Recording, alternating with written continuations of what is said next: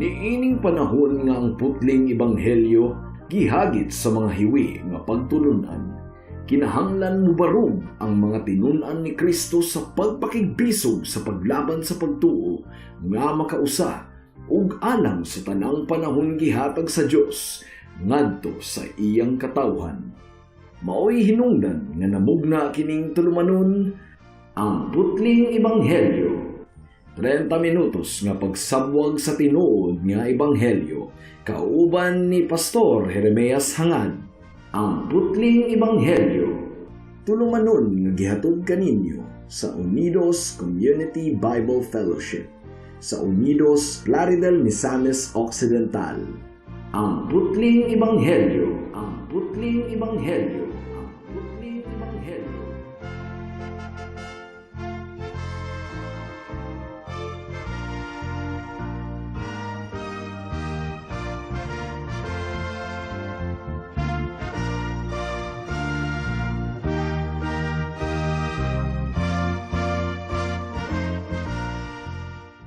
Alang sa pagpamalandong sa pulong sa Ginoo niining takna atong pag-ablihon ang atong Biblia sa Mark chapter 12 verse 35 hangtod sa 37. Apan sa dili pa akong gipaabot ang akong pagpanimbaya once again sa akong 93 years old nga lolo nga si Isabelo Lauris Sr. ug happy birthday sa akong pag-umangkon nga si Queenie, anak ni Dulce. Mark chapter 12 verse 35 to 37. Ang giingon dinhi, samtang nagtudlo si Jesus didto sa templo, nangutana siya, nganong nakaingon man ang mga magtutudlo sa balaod nga ang Mesiyas kaliwat ni David. Si David dinasig sa Espiritu Santo miingon, ang Ginoo miingon sa akong Ginoo, lingkod diri sa akong tuo, hangtod nga himuon kung tumbanan mo ang imong mga kaaway. Si David mismo mitawag kaniya Ginoo. Busa unsaon man pagkahimo sa Mesiyas nga kaliwat ni David. Now sa miagi nga kapitulo mga kaigsuunan, nakatunan nato nga si Jesus ug ang iyang mga disciples mibalik didto sa Jerusalem ug misulod sa templo ug gikumpronta dayon sila sa mga iskriba ug mga Pariseo ug mga religious leaders didto. Ang giingon sa chapter 11 verse 27 to 28, unya namalik sila sa Jerusalem, samtang naglakaw si Jesus sulod sa templo, giduol siya sa kadagkuan sa mga pari, ingon man sa mga magtutudlo sa balaod ug sa mga pangulo sa mga Hudyo. Nangutana sila kaniya, unsa may imong katungod sa pagbuhat niini? Kinsa may naghatag kanimo sa maong katungod? Well, ang chapter 12 mga kaigsuunan, ang konteksto niini, nagtudlo pa ang atong Ginoo didto sa sulod sa templo. Ug daghang mga higayon, ang mga iskriba, ang mga Pariseo ug mga Saduceo miduol kaniya aron sa pagbitik kaniya, aron sa pagpakaulaw kaniya apan sila hinuon nga naulawan. And in the previous verses nakita nato nga ang mga Pariseo nagkatipok ug usa kanila nangutana kang Jesus ug mahinungdanon kaayong pangutana. Ang gingon diri sa verse 28, unsa ang pinakamahinungdanong sugo? Ug ang tubag sa atong Ginoong Hesukristo masam-up nato sa usa lamang kapulong, love, gugma mga kaigsuunan. Ug mao kini ang nag-conclude sa tanang pangutana sa mga religious leaders sa atong Ginoo, gumikan kay wala nay nangahas kaniya sa pagpangutana pa. Sumala sa verse 34 kay basig maulawan ra sila og duro. Now, samtang ang mga Pariseo nagtipok aron sa pagpaminaw sa atong Ginoong Hesukristo, gikuha ni Jesus ang kahigayunan nga ipangutana kanila ang mahitungod sa Mesiyas nga gisaad sa daang tugon. Very important kayo nga question mga kaigsuunan ang gibato sa atong Ginoong Hesukristo ngadto kanila. Mingon si Jesus, what do you think about the Christ? Unsa bay inyong masulti mahitungod sa Kristo? Ang gingon sa Mark chapter 12 verse 35, samtang nagtudlo si Jesus dito sa templo, nangutana siya, nganong nakaingon man ang mga magtutudlo sa balaod nga ang Mesiyas anak ni David or kaliwat ni David? Matthew chapter 22 verse 41 to 42, parallel nga passage. Sa nagkatigom na ang mga Pariseo, nangutana si Jesus kanila, unsa may iniyong hunahuna mahitungod sa Mesiyas? kang kinsa man siyang kaliwat, sila mitubag kang David. So nganong nakaingon man sila nga ang Mesiyas anak ni David, nga iyang gitawag nga Ginoo. The Lord said to my Lord. Now, dunay tulo kabahin ang atong pagpamalandong niining taknaa. Una, an important connection. Importante kaayong connection. Ikaduha, a powerful title. O ikatulo, a complete story. Kompleto nga sugilanon, mga kaigsuunan. Hinaot nga tabangan kita sa atong Ginoo sa pagpamalandong niining taknaa. Mudangat na kita sa unang punto. An important connection. Now, kung atong tanawon sa pinakalit nga pamaagi, murag dili konektado kining panghitabua ni adtong mga nangaging mga bersikulo, murag walay koneksyon, mga kaigsunan. Pero kung atong tanawon og duro, grabe kayo kabugat ang koneksyon sa gibungat ni Kristo niining teksto nato sa mga nangaging nga mga bersikulo. Ang iskriba nga nangutana kang Hesus, nakasabot siya sa koneksyon sa gugma ug pagsunod sa balaod sa Dios. Walay pulos ang pagsunod sa balaod sa Dios kung ang kasing-kasing nato walay gugma alang sa Dios ug alang sa atong isig katawo. Ang pagsunod sa balaod sa Dios nagaagad sa kondisyon sa atong kasing-kasing. Kasagara sa mga religious leaders, nakita nila nga ang pagsunod sa balaod panggawas lamang, mga rules, mga regulations nga mahimo nilang sundon panggawas lamang, pero ang ilang kasing-kasing puno og pagdumot. Ang ilang kasing-kasing ug hunahuna puno og malisya. Mao gani nga giingon ni Kristo sa verse 38, pagbantay kamo sa mga iskriba, mga tigpakaaron ingnon. Now, kadtong maong iskriba nga nangutana sa atong Ginoo, ligdong kadto nga iskriba pinasahi, gumikan kay nasabda niya ang pagkamahinungdanon sa gugma sa atong kasing-kasing. Kung walay gugma, ang atong mga religious activities walay pulos ug dulumtanan lamang kana atubangan sa Ginoo. Sa tubag ni adtong maong iskribaha, gidayeg siya sa atong Ginoong Hesukristo. Ang giingon ni Kristo sa verse 34, dili ka halayo sa gingharian sa Dios. Well, dili halayo sa gingharian sa Dios kadtong maong ligdong nga iskriba. Pero ang pangutana, nasabtan kaha niya ang pinakaimportanteng bahin mahitungod sa gingharian sa Dios. Ang pinakaimportanteng bahin mao ang hari. Kung maghisgot kita og gingharian, ang pinakaimportanteng bahin mao ang hari. Kinsa man ang hari sa gingharian sa Dios. Mugani nga nangutana si Kristo kanila, unsay inyong hunahuna mahitungod sa Kristo. Nganong nakaingon man ang mga magtutudlo sa balaod nga ang Mesiyas anak ni David or kaliwat ni David. Well, ang titulo nga Kristo, mga kaigsuunan, this is another name for the Messiah. Ang pasabot, dinihugan, anointed one. Siya ang dugay na kaayong gisaad sa daang tugon nga muabot or muanhin ining kalibutan na ingon nga manluluwas. Ang Kristo dili kana ngalan kundili titulo kana. Ang ideya sa katumanan sa saad sa Ginoo sa iyang pagpadala sa Kristo mao kini ang sentro nga tema sa bag-ong tugon, mga kaigsuunan. Ug sa mga titulo nga gihatag kang Hesus, kining titulo nga Kristos or Kristo, ikaduha sa gidaghanon sa titulo nga Lord or Ginoo or Kurios in Greek language, because it appears 516 times in the New Testament. Now, hinumduman nato, mga kaigsuunan, nga kasagara sa mga relihiyoso nga mga pangulo nagdumili gayod sa pagtuo ug pag-ila nga si Jesus mao ang Kristo. Naglaom pa sila nga duna pay laing Kristo nga moabot, nga mutuman sa ilang expectation mahitungod sa konsepto sa Mesiyas nga naa sa ilang hunahuna. Pero ang problema, ang ilang pagsabot sa Mesiyas wala nahaom sa pagtulunan sa balaang kasulatan.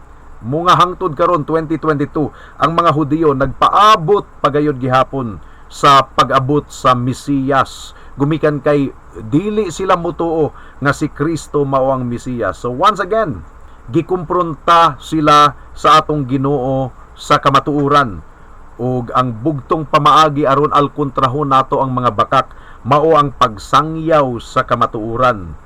gilatag ni Kristo ang kamatuuran sa ilang atubangan. Tinuod nga ang Mesiyas anak ni David, pero nganong si David mismo mitawag sa Mesiyas nga Ginoo. The Lord said to my Lord. Now, mga kaigsuunan, kung dili gyud nato masabdan ang persona ug ang trabaho sa atong Ginoong Hesukristo, walay kaluwasan.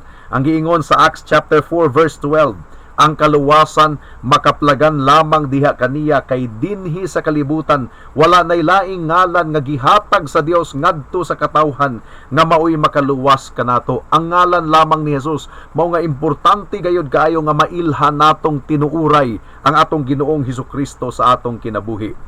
Now, sa pagsulod ni Kristo sa Jerusalem a few days earlier, nakita nato nga daghan kaayo og opinyon ang mga katawhan mahitungod kaniya. Ang giingon sa Mark chapter 11 verse 8 and 9, ug daghan ang mibukhad sa ilang mga kupo sa dalan, samtang ang uban namutol og mga sangang dahunan didto sa kaumahan, ug gikatag nila sa dalan. Ang mga tawo nga naguna ingon man ang naulahi, misugod pagsinggit, dalaygon ang Dios. Bulahan siya nga mianhi sa ngalan sa Ginoo. Kung atong basahon ang parallel passage sa Matthew chapter 21 verse 10 to 11, ang giingon dinhi, sa pagsulod ni Jesus sa Jerusalem, nagkaguliyang ang tibuok syudad. Nangutana ang mga tawo, kinsa man kini siya? Sila mitubag, si Jesus. Siya ang propeta nga taga Nazareth sa Galilea. So daghan kaayo og konsepto or ideya ang mga tawo mahitungod sa Mesiyas. And most of them nakabase sa kamatuuran sa Biblia, mga kaigsuunan. Pipila kanila nakasabot nga ang Mesiyas hari. Well, tinuod nga si Kristo hari, pero ang iyang gingharian dili susama sa mga gingharian ni ining kalibutana. Ang pipila nakasabot nga ang Mesiyas propeta, tinuod si Kristo propeta, mga kaigsuunan, pero dili siya susama sa mga propeta nga nahauna kaniya. Ug bisan pa og si Kristo propeta, jutay ra gayud kaayo ang andam nga maminaw kaniya. Well, ang mga opinyon sa mga katawhan mahitungod kang Hesus adunay kamatuuran gikan sa Biblia, pero wa gayud nila masabti kung kinsa gayud si Kristo sa tinuuray. Mao nga wala gyud gihapon nila mabatuni ang kaluwasan. Kung kita maluwas, mga kaigsunan, kinahanglan nga mailhan nato kung kinsa gayud si Kristo sa atong kinabuhi.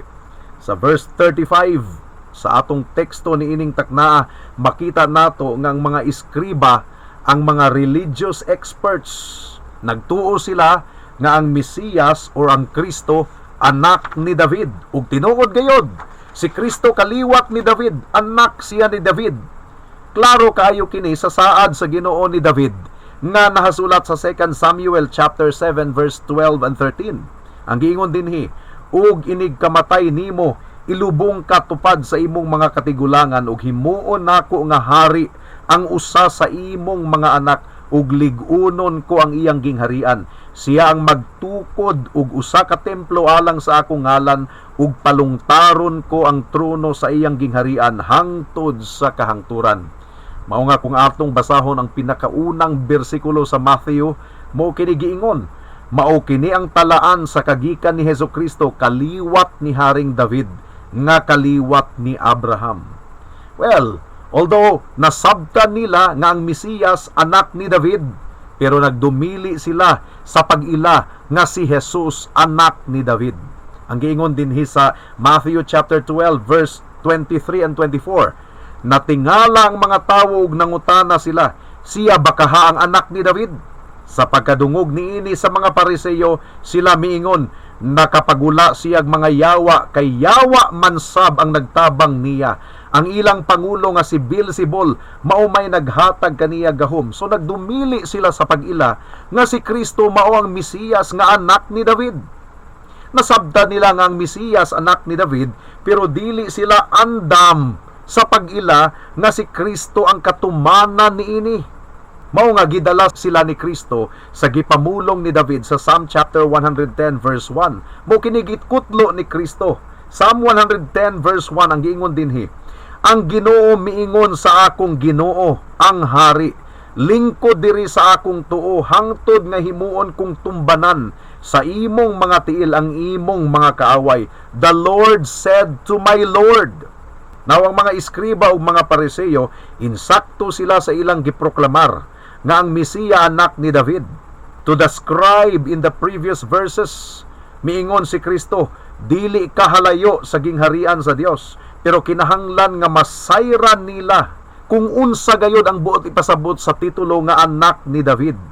Ang giingon ni David sa Salmo kapitulo 110 verse 1, ang description ni David sa Mesiyas nga nagagikan sa iyang binhi, nagagikan sa iyang unod, siya anak sa Dios. Dili lamang anak ni David, kundili anak sa Dios. Lingkod diri sa akong tuo, hangtod nga himuon kong tumbanan sa imong mga tiil ang imong mga kaaway. So, ang description ni David sa Mesiyas nga umaabot, nga kaliwat niya, Dios ang Mesiyas, mga kaigsuunan. Gideklarar ni David nga siya Ginoo. The Lord said to my Lord. Ang Ginoo miingon sa akong Ginoo, lingkod dinhi sa akong tuo, hangtod nga himuon kong tumbanan sa imong mga tiil ang imong mga kaaway. Ang description ni David sa Mesiyas nga umaabot, Son of God, anak sa Dios, hari hangtod sa kahangturan, mga kaigsuunan. Gitawag siya ni David nga Ginoo, Lord, mga kaigsuunan. David is declaring Christ to be his Lord.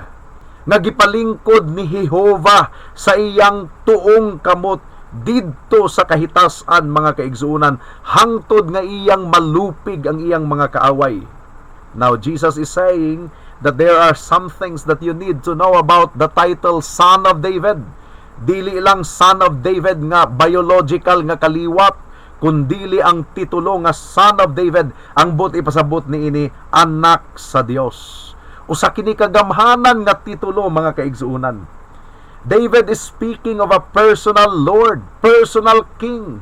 The Lord said unto my Lord, personal nga Dios ni Haring David, ang Mesiyas nga umaabot. O ang Mesiyas nga umaabot nga si Jesus milingkod sa tuong trono sa atong Dios sa kahitasan. Jesus has entered into the Holy of Holies on our behalf. Mao kini giingon sa Hebrews chapter 9 verse 24, kay wala mosulod si Kristo sa balaang dapit nga hinimo sa mga tawo nga kopya lamang sa matuod nga balaang dapit, apan misulod siya sa langit diin nangatubang siya karon sa Dios alang og tungod kanato. Nagrepresentar si Kristo alang sa iyang mga katawhan didto sa langit. Romans chapter 8 verse 32 to 34 ang giingon dinhi, kung wala magdumili ang Dios sa pagtugyan sa iyang anak ngadto sa kamatayon alang kanatong tanan, dili bahatagan usab kita niya sa tanang butang nga atong pangayoon kaniya. Kinsay mangahas sa pagsumbong sa mga piniling katawhan sa Dios. Ang Dios mismo nag-ila kanila nga walay sala. May makahukom ba kanila nga sila sadan? Wala. Si Kristo Jesus mao ang nagpakamatay ug gibanhaw ug atua siya sa tuo sa Dios nga nangaliyo po alang kanato. Ang labing hataas nga pagkahari ni Kristo nahimong posible pinaagi sa iyang kadaugan didto sa cross sa Kalbaryo. Didto sa cross natuman ni Kristo ang iyang pagtubos alang sa iyang katawhan ug ang iyang paglupig sa iyang mga kaaway. Mao nga ang giingon sa Hebrews 1:3, naglarawan siya sa himaya sa Dios ug diha gayud kaniya ang kinaiya sa Dios. Siya maoy nagkupot sa tibuok universo pinaagi sa iyang gamhanang pulong. Tapos niya hugasi ang mga tawo sa ilang mga sala. Milingkod siya sa tuo sa Dios didto sa langit. Mao nga gibayaw si Kristo, mga kaigsuunan. Philippians chapter 2 verse 8 to 11. Nagpaubos siya ug nagmasinugtanon hangtod sa kamatayon. Bisan sa iyang kamatayon sa krus, tungod niini gituboy siya sa Dios ngadto sa kinatas-ang dapit sa kalangitan ug gihatagan siya ngalan nga labaw sa tanang ngalan. Busa mangluhod ang tanang binuhat nga atua sa langit, sa ibabaw sa yuta ug sa ilalom sa yuta, sa pagpasidungog sa ngalan ni Jesus. Ug ang tanan magsangyaw nga si Hesukristo mao ang Ginoo, alang sa himaya sa Dios Amahan. Well, gahisgot ang Psalm chapter 110 sa mga kaaway ni Kristo. Kinsa man ang mga kaaway sa Ginoo? Ang iyang mga kaaway, of course, si Satanas, ang kasalanan ug ang kamatayon. 2 Timothy chapter 1 verse 9 and 10 ang giingon dinhi, giluwas kita niya og gipili aron mahimong katawhan niya, dili tungod sa atong nabuhat kundi tungod sa iyang kaugalingong tuyo ug grasya. Gihatag niya kanato kining maong grasya diha kang Kristo Jesus sukad pa sa sinugdanan, apan karon gipakita na kanato pinaagi sa pag-abot sa atong manluluwas nga si Kristo Jesus. Gibuntog niya ang gahom sa kamatayon ug pinaagi sa maayong balita. Gipadayag niya ang kinabuhing walay katapusan. Kinsa pang mga kaaway sa Ginoo? Kadtong mga unbelievers nga hangtod karon nagdumili sa pagtuo ug pagsalig kaniya.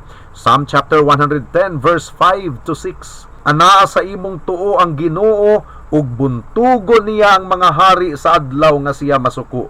Hukman niya ang kanasuran ug lukpo niya sa mga patay ang panggubatan. Buntugon niya ang mga hari sa tibuok kalibutan. Well, gibuntog na ni Kristo ang tanan mga kaigsuunan. Psalm chapter 72 verse 8 to 9 ang giingon dinhi, ang iyang gingharian mutadlas unta gikan sa usa ka dagat ngadto sa laing dagat, gikan sa suba sa Euphrates ngadto sa tibuok kalibutan. Ang mga tawo sa kamingawan muyukbo unta sa iyang atubangan ug ang iyang mga kaaway malukapa sa yuta. Well, ikatulo nga punto, ang kumpleto nga sugilanon. Ang pagpadayag sa atong Ginoo mahitungod sa iyang pagtubos sa mga makasasala nga susama kanato, progressive kung sa English pa, gianam-anam niya og pasabot kanato. Sa Old Testament, katong mga dugo sa mga baka ug kanding ug mga karnero, gianam-anam kadto og padayag sa Ginoo tungod kay ang katumanan niadto maong dugo sa atong Ginoong Hesukristo. Now, niini nga punto mga kaigsuunan, wala gideklarar ni Kristo sa diretso nga pamaagi nga siya mao ang Kristo, siya mao ang Mesiyas. Pero gianam-anam og pasabot ni Kristo nga ang Mesiyas nga nasabtan nila nga anak ni David dili lamang tawo kundi Dios. Tungod kay gitawag siya ni David nga Ginoo. The Lord said to my Lord. Dili pandam ang mga tawo nga mudawat ni adto nga kamatuoran. Mao nga gianam-anam ni Kristo og pasabot. Dili lang siya kaliwat ni David kundi siya Dios, Son of God. Pero wala pa gideklarar ni Kristo nga ako mao ang Mesiyas. Kinsa man ang mideklarar niini? Si Pedro mga kaigsuunan ug ang mga apostoles. Gumikan kay gilamdagan sila sa balaang espiritu. Gipasabot ni Jesus at this point nga si David dinasig sa balaang espiritu ug miingon si David, ang Ginoo miingon sa akong Ginoo, lingkod diri sa akong tuo hangtod nga himuon kong tumbanan mo ang imong mga kaaway. So, gigamit ni Jesus kadto nga bersikulo sa Salmo 110 verse 1 aron ipasabot sa mga katawhan nga ang Mesiyas dili lang kaliwat ni David kundi anak sa Dios. Pero si Pedro ug ang mga apostoles, ila na gyud nga gipasabot sa kinatibuk-an gayon. Gipakita nilang kinatibuk-ang sugilanon nga si Kristo mao ang Mesiyas, si Kristo ang anak sa Dios, si Kristo ang hari sa kahitasan. Acts chapter 2 verse 29 hangtod sa 36. Mo kini giingon ni Pedro, mga igsuon, isulti ko kaninyo sa walay lipod-lipod gayod ang mahitungod kang David nga atong katigulangan. Namatay siya og gilubong ug ang iyang lubnganan ania pa dinhi hangtod karon. Usa siya ka propeta ug nahibalo nga ang Dios nanumpa sa pagtuman sa iyang saad nga himuon niyang hari ang usa sa iyang mga kaliwat. Nasayod ng daan si David sa buhaton sa Dios. Busa naghisgot siya mahitungod sa pagkabanhaw sa Mesiyas sa iyang pag-ingon, wala siya biyai didto sa Hades, ang iyang lawas wala madugta. Gibanhaw sa Dios kining maong Hesus ug kaming tanan mga saksi niini. Gituboy siya ngadto sa tuo sa Dios ug gidawat niya ang Espiritu Santo sumala sa gisaad sa iyang amahan.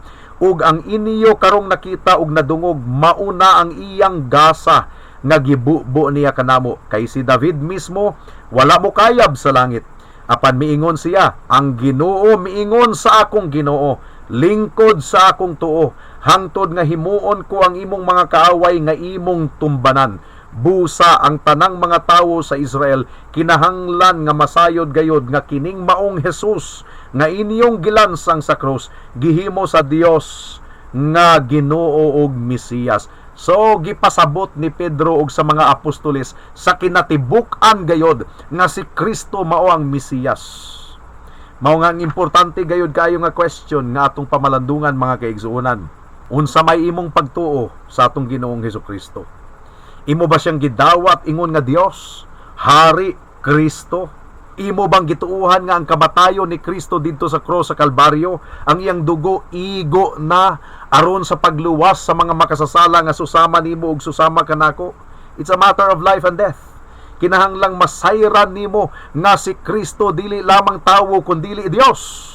Balaan ang iyang dugo nga giula didto sa cross sa Kalbaryo. Iyang gisunod ang balaod sa Ginoo perfectly on our behalf. Walay tawo nga makasunod sa balaod sa Ginoo perfectly. Si Kristo nga Dios ug tawo usab, siya lamang ang nakasunod niini ug walay dunay katakos nga mobayad sa silot sa atong sala didto sa cross sa Kalbaryo. Si Kristo lamang ang dunay katakos. Balaan ang iyang dugo, insakto na gayod kadto. So what do you think about the Lord Jesus Christ?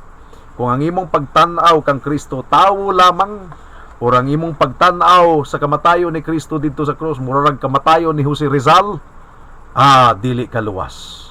Pero kung giablihan sa balang espiritu ang imong kasing-kasing una-una, masabtan gayod nimo nga si Kristo igo na, ang iyang dugo igo na, ang iyang kamatayon igo na, ang iyang pagkabanhaw igo na, ang iyang pagkamatarong igo na. Pag hinulsol sa imong sala higala ug tuuhi si Kristo ingon nga imong bugtong Dios ug manluluwas, karuna kay basin ug ugma ulahin ang tanan. Magampo ta. Salamat o Dios sa mensahe nimo niining taknaa, among gipangayo ang bunga niini. In Jesus name we pray. Amen.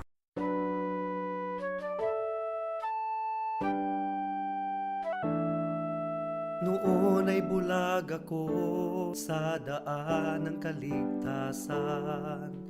Tulad ng marami, nakatuon ako sa sarili. Mabait naman at matulungin at walang kapwang inabuso. Kung kaya't ang tiwala ko, malamang ligtas ako.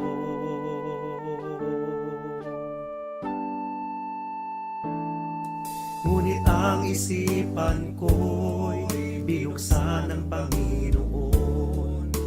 Bigat ng kasalanan ko'y pinakita niya sa akin.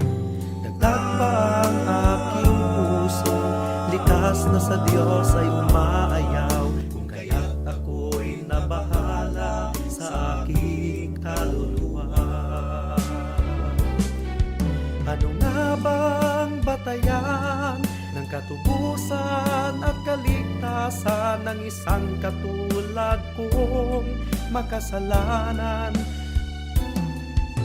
Ngayon ay batid ko na ako'y walang magagawa upang ituwid ang aking kaluluwa.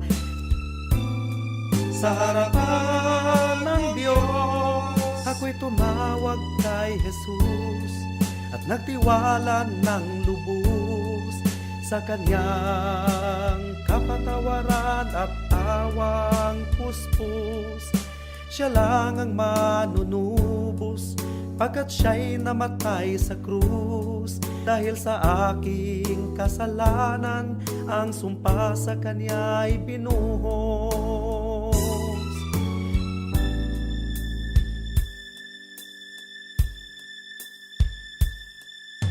Ngayon ay tiyak ko na ang aking kaligtasan, aking nararanasan, tunay na kapayapaan.